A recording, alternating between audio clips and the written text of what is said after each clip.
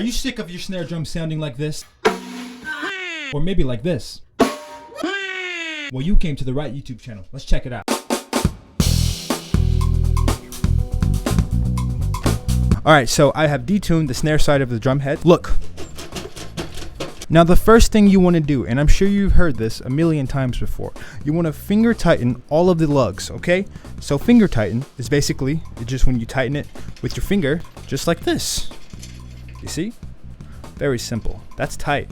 You can't tighten it anymore with your fingers because you got weak little fingers, you know? Compared to the drum key, I have a thick drum key. Doing all the sides. You will notice that for me personally, I don't have a specific type of pattern that I go along. That is simply because I don't really think it matters that much when you're finger tightening the snare drum, because there's really not much warping you can do with your fingers. I mean, if you wanted to get really like specific about it and super sweaty about it, then you know, I guess you could finger tighten it in a star pattern. It's all good. I'm just showing you my way. My way, I'll tell you right now, it's not the best way. It's just my way, okay? All right, and all the lugs are finger tightened. Now, check this out. Check this out. Turn the snare off, obviously. We have to do that. And put a drumstick right here. Bam. That's all you gotta do. That's all you gotta do. Don't be tripping. Don't be tripping. Now we're gonna take the drum key. We're gonna apply pressure to the center of the snare drum. Okay? You see that? Now, can you see all these wrinkles? We're gonna tighten up each lug until the wrinkles on that side goes away. So let's start over here. Wrinkles are already gone right there. I can't really tell because of the lighting. Whatever. Just get rid of all the wrinkles. Now, as you can see, I'm not doing the star pattern. That is because I don't have the concentration skills to remember where I left off and to make a star. But that is okay, because we're just trying to get the wrinkles out, baby. It might be better to do the star pattern, but I literally just go side to side, side to side, side to side, side to side, side to side. All right, now that we got all the wrinkles out of the snare drum, you squeeze it, you don't see any more wrinkles, do you? Better not be no wrinkles. I want you to take the drumstick and, you know, just hit around the lugs.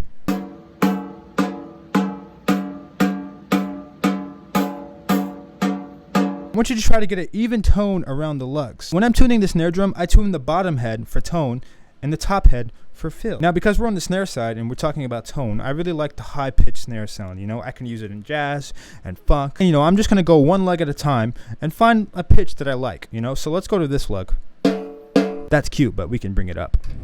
This lug needs to grow up. Okay. Yeah, that's starting to sound ugly. That's what we want.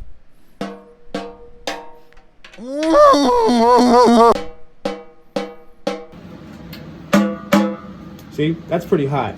I like it right there. You don't have to. I personally don't care. That's the beautiful thing about drums and tuning. You know, everybody does something differently, so everybody brings in a different, you know, a different sound. It's like when you hear John Coltrane play saxophone, you know that's John Coltrane because he has a certain type of sound. Same thing with Miles Davis and Charlie Parker, Kenny G. All right, now we're going to try to match this tone with the next lug. All right, now I like to go crisscross because I am a simple man. Okay, so that's pretty high.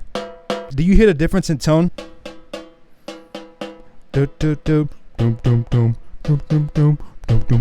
Yeah, so I'm going to bring this one up to match it as close as I can to this. Now, obviously, the note or the pitch might change because, you know, this is a drum. It's not like guitar strings. So really now it's just a game of getting these two lugs to sound the same, right? I'm putting this lug higher than it was before.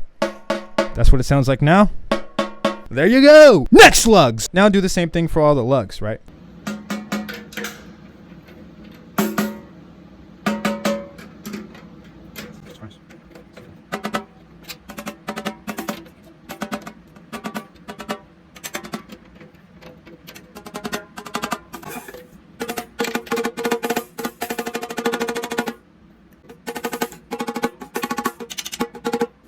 Alright, close enough, whatever. Now the bottom side is done. You know, we can always go back and adjust it later. But before we flip it over, we got to talk about the elephant in the room. You want to make sure your snare wires are nice and centered, right? You don't want any of this action going on. And depending on how much snare you like to hear while you're playing, you know, you can just adjust a little the knob, the snare knob. But for now, make sure the little snare knob is turned all the way down.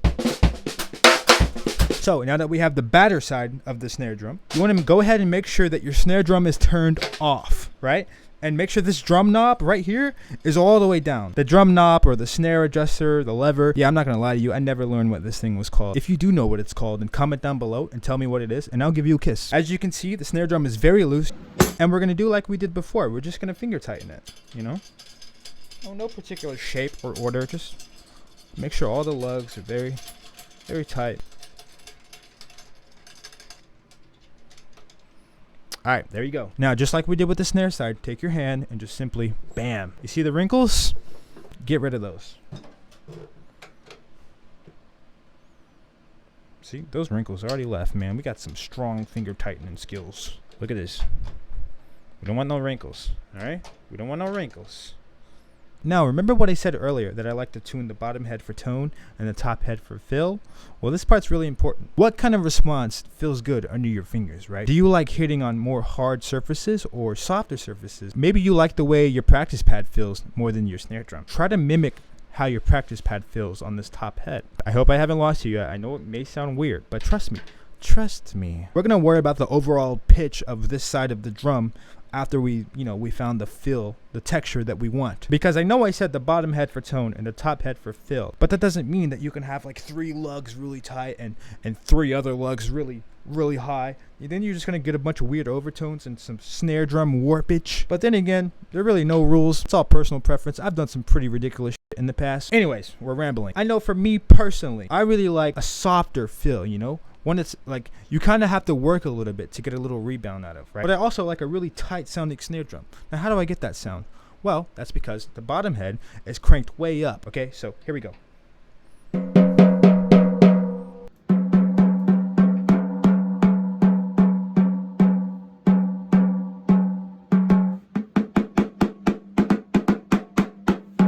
That's a little too loose.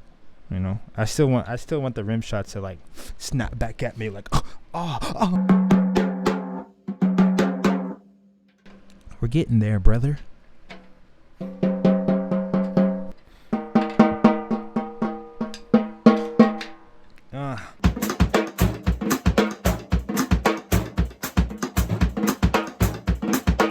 All right.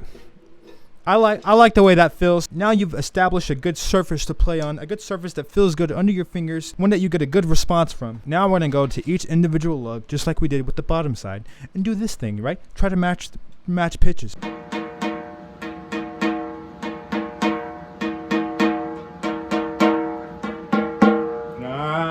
You hear this guy? So we're just gonna bring it up a little bit. Bam.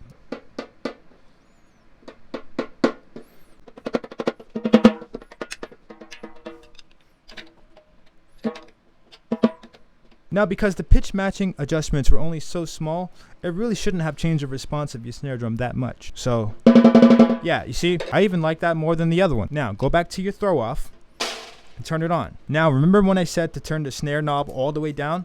Well, it should be all the way down, and you get this sound. The tighter you tune it, the closer the snare wires are going to move towards that bottom snare head surface, right? And it's totally up to your personal preference. So we're just gonna adjust it and play the snare drum at the same time.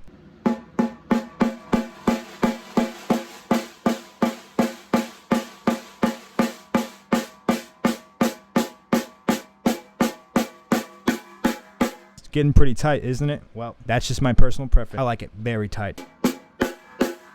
See, I like it ridiculously stupid tight. That's just me. The reason why I like it really tight is because when you're playing at really low volumes, like ghost notes, you can still hear that snare drum just buzzing along, baby. Listen. So sensitive. Versus really loose, if I try to play that same volume, you get this thing.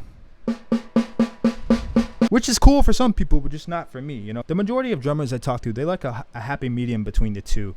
But me, I just like it ridiculously tight. But yeah, now we have this sound.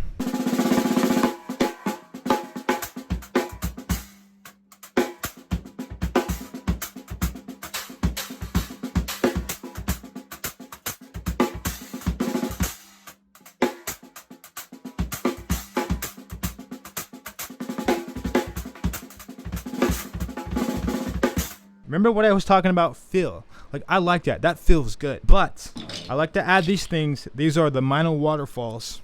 I just like to put it on my snare drum and I get this weird response back from it. It just feels so natural. I can't really explain it. You just have to try it for yourself.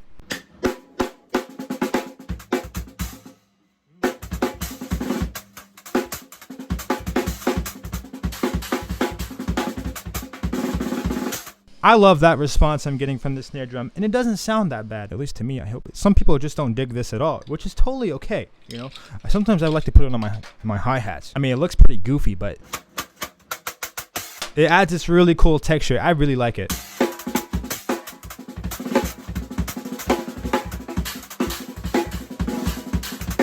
Okay, this is a snare drum tuning video. A lot of people, they prefer the wallet on the snare drum.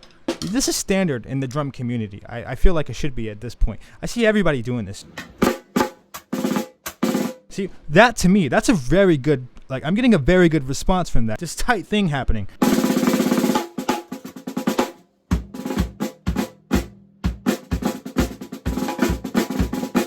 You know, some people get even more creative and they put a glass. Maybe a glass is your thing.